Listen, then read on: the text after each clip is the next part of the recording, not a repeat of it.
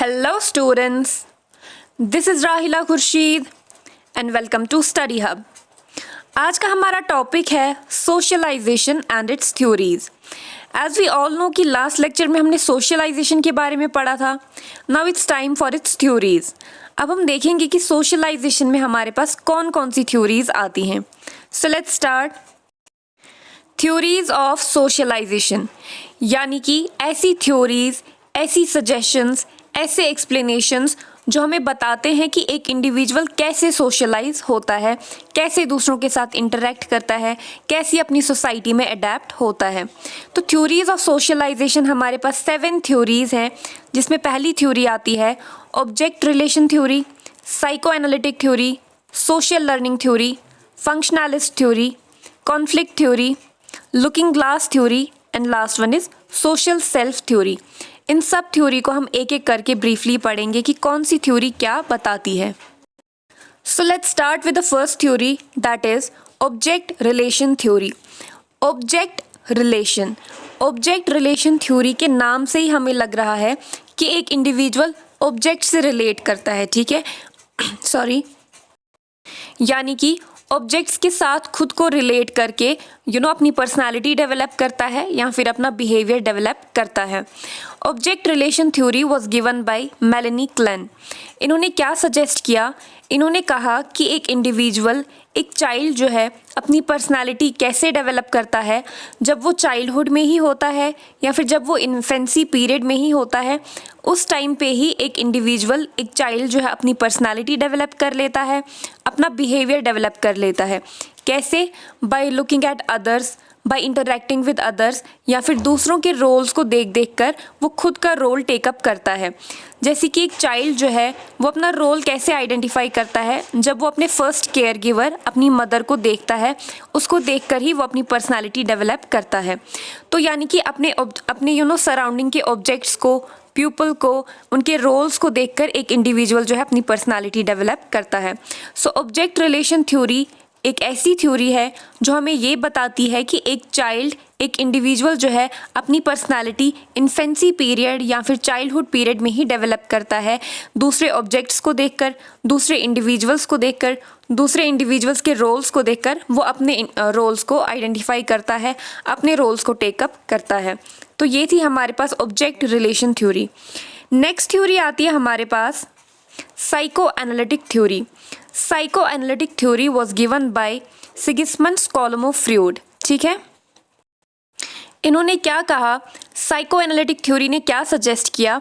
इन्होंने कहा कि एक पर्सनालिटी जो है ये किसका रिजल्ट होती है? ये अनकॉन्शियस मोटिवेशंस का रिजल्ट होती है. यानी कि जो अनकॉन्शियस मोटिवेशंस होती हैं, जो इंटरनल मोटिवेशंस होती हैं, या फिर एक इंडिविजुअल के जो इंस्टिंक्ट्स होते हैं, जो इंटरनल डिज़ायर्स होते हैं, उसके रिजल्ट से ही एक इंडिविजुअल की पर्सनालिटी डेवलप होती है. इन्होंने कहा according to psycho analytic theory हमारे पास 3 कंपोनेंट्स हैं पर्सनालिटी के. यानी कि there are 3 components of personality, that is id, ego, super ego. ये इद, ईगो, सुपर ईगो जो है ये कंपोनेंट्स ऑफ पर्सनालिटी हैं जो क्या होते हैं अनकॉन्शियस वे में होते हैं. ये इन द सेंस कि ये इंस्टिंक्ट्स होते हैं, ये इंटरनली एक इंडिविजुअल में प्रेजेंट होते हैं. ये 3 लेवल्स हमारे पास आते हैं जिनको 1 बाय 1 करके एक इंडिविजुअल जो है वो सेटिस्फाई करता है. पहले हम देखेंगे इद क्या होता है, फिर ego and then super ego. By example मैं आपको समझाने की कोशिश करूँगी. इद जो होता है ये इंस्टिंक्ट होता है या फिर इंटरनल अनकॉन्शियस डिज़ायर होती है. यानी कि एक इंडिविजुअल के मन में कुछ thought of set of thoughts होते हैं जिनको वो फुलफिल करने की कोशिश करता है. जैसे मैंने कहा कि इंटरनल डिज़ायर्स होती हैं किसी इंडिविजुअल को.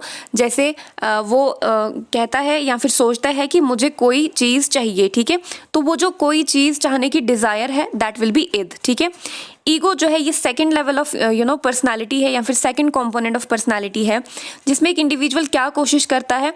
उस चीज़ को पाने की, जो उसको इद में डिज़ायर आई थी, किसी चीज़ को पाने की जो डिज़ायर आई थी, उस चीज़ को पाने की कोशिश ये ईगो में करता है एंड एनी हाउ करता है. ठीक है, यानी कि बाय हुक और क्रुक ईगो में वो क्या करता है? उस इद वाली डिज़ायर को सेटिस्फाई करने की कोशिश करता है by any how by hook और क्रुक वो कोशिश करता है उसे फुलफिल करने की। सुपर ईगो जो है ये मॉरल होता है, यानी कि मॉरली एक इंडिविजुअल जो है अपनी इद वाली डिज़ायर को सेटिस्फाई करने की कोशिश करता है। यानी कि ईगो में हमने देखा था कि एनी हाउ वो कोशिश कर रहा है उसको सेटिस्फाई करने की। सुपर ईगो में भी वो क्या करता है, कोशिश करता है डिज़ायर को सेटिस्फाई करने की, बट ये मॉरली इस चीज़ में सोचता है, ठीक है। मतलब वो उसके मतलब इफ़ ही इज़ थिंकिंग कि मैं इस चीज़ को कैसे भी करके पाऊंगा, बट सुपर ईगो में वो क्या सोचता है कि इसके कॉन्सिक्वेंसेस क्या होंगे, अगर मैं कुछ भी करके इस चीज़ को हासिल करने की कोशिश करूंगा तो उसके कॉन्सिक्वेंसेस क्या होंगे, ठीक है।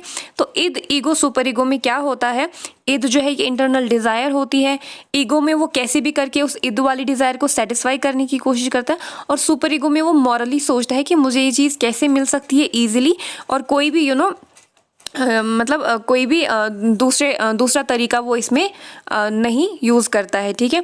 तो इसमें क्या कहा साइकोएनालिटिक थ्योरी में कि एक चाइल्ड जो है अगर वो नॉर्मली डेवलप नहीं होता है और जो सुपर ईगो होता है मतलब वो स्ट्रांगली बिल्ट नहीं होता है इद को ओवरकम करने के लिए, तो एक एंटी सोशल बिहेवियर जो है वो डेवलप हो जाता है। मतलब मैंने आपसे कहा कि हमारे पास 3 कंपोनेंट्स ऑफ पर्सनालिटी हैं, that is id, ego, super ego, जो मैंने बाय एग्जांपल समझाने की कोशिश की। आई होप वो समझ आया होगा। तो इद, ईगो, सुपर ईगो में एक इंडिविजुअल जो है अगर वो नॉर्मली डेवलप नहीं होता है, दैट मीन्स जो सुपर ईगो है वो प्रॉपरली डेवलप नहीं हुआ है ताकि वो इद को ओवरकम कर सके, तो वहाँ पे क्या है, एक एंटी सोशल बिहेवियर डेवलप हो जाता है, ठीक है।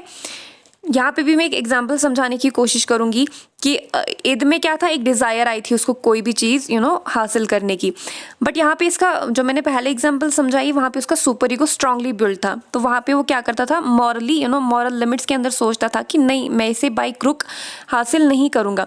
बट यहाँ पे कह रहे हैं अगर सुपर ईगो प्रॉपरली डेवलप नहीं हुआ, यानी कि उसके मॉरल्स प्रॉपरली डेवलप नहीं है, तो वहाँ पे क्या है, वहाँ पे एंटी सोशल बिहेवियर डेवलप होगा।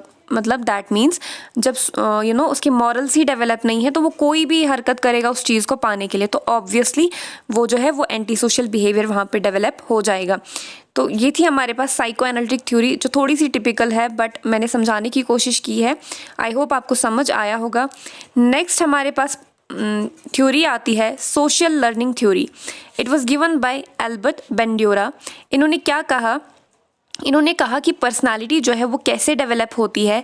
पर्सनालिटी इन्होंने देखा ये एज अ रिजल्ट होती है observing and mimicking the behaviour of a social model.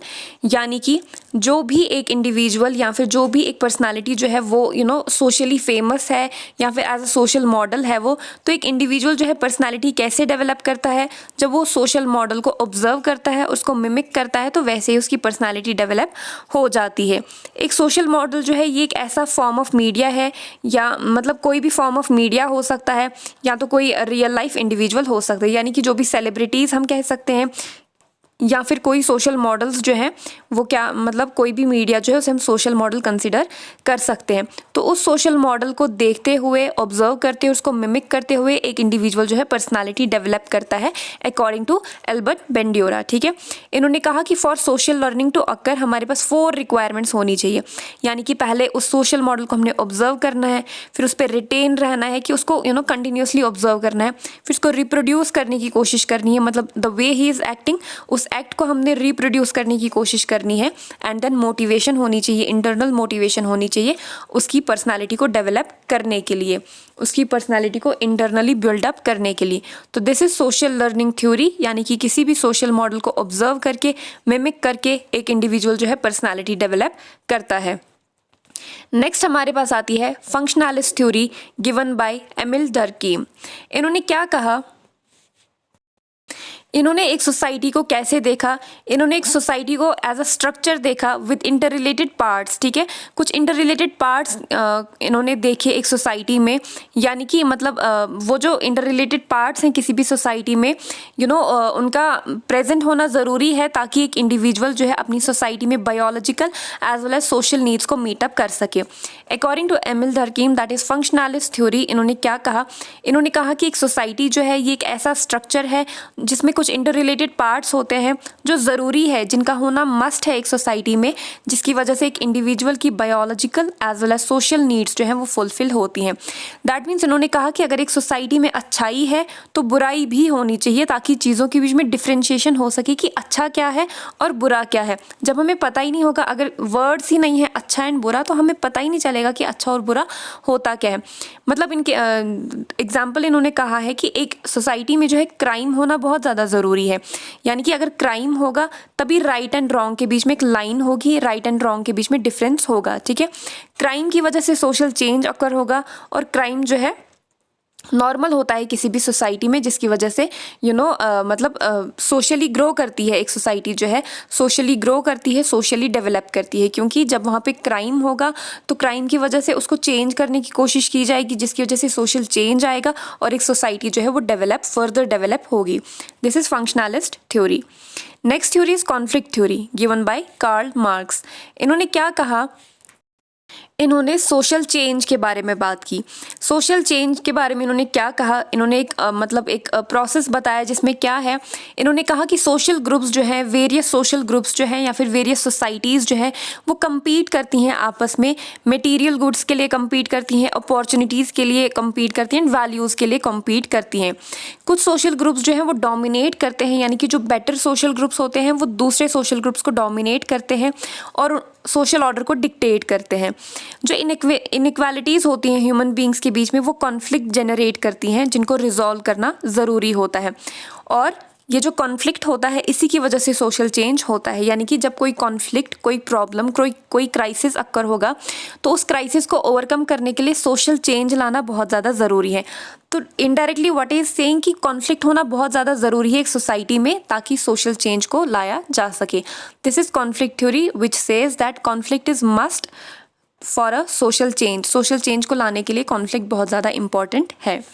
Next theory आती है हमारे पास, looking glass theory given by Charles H Koli.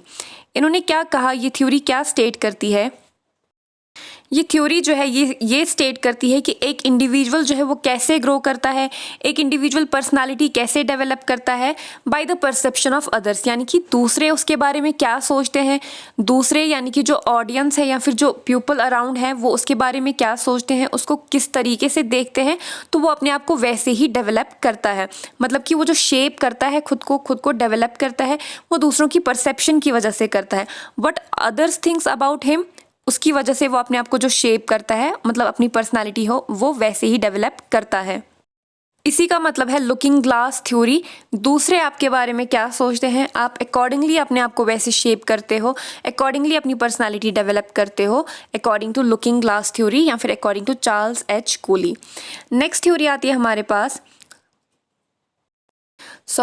Looking glass theory हमें और ये क्या बताती है कि हम अपने आप को चेंज करते हैं, हम अपने आप को शेप करते हैं, यानी कि अपना सेल्फ परसेप्शन जो है वो चेंज करते हैं कि अदर्स हमें कैसे परसीव करते हैं या फिर अदर्स हमारे बारे में क्या सोचते हैं। ठीक है, this was looking glass theory. Next theory है हमारे पास social self theory given by George Herbert Mead. इन्होंने क्या कहा कि एक इंडिविजुअल खुद को कैसे आइडेंटिफाई करता है, खुद की आइडेंटिटी को कैसे डेवलप करता है बाय सोशल इंटरेक्शंस, यानी कि जो सोशली हम दूसरों के साथ इंटरेक्ट करते हैं, एक्सटर्नली यानी कि अराउंड सराउंडिंग में हम दूसरों के साथ कैसे इंटरेक्ट करते हैं, और जो हमारी इंटरनल फीलिंग्स होती हैं, जो इंटरनली बिल्डअप होती हैं फीलिंग्स, इन दो चीज़ों की वजह से हम अपनी आइडेंटिटी, अपनी पर्सनालिटी को डेवलप करते हैं। दो चीज़ों की वजह से, एक्सटर्नल सोशल इंटरेक्शंस और इंटरनल फीलिंग्स की वजह से हम खुद की पर्सनालिटी को डेवलप करते हैं, according to George Herbert made.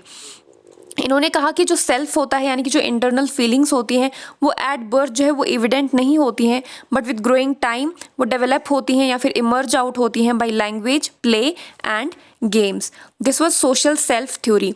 तो ये थी हमारे पास कुछ थ्योरीज जो हमें बताती हैं कि एक इंडिविजुअल सोशलाइज कैसे होता है, एक इंडिविजुअल पर्सनालिटी डेवलप कैसे करता है, एक इंडिविजुअल बिहेवियर कैसे डेवलप करता है। So this was all about today's topic. मैंने बहुत कोशिश की है समझाने की, but if there is any kind of doubt please let me know in the comment section. बाकी आज के लिए इतना ही। Thank you so much, take care, bye bye.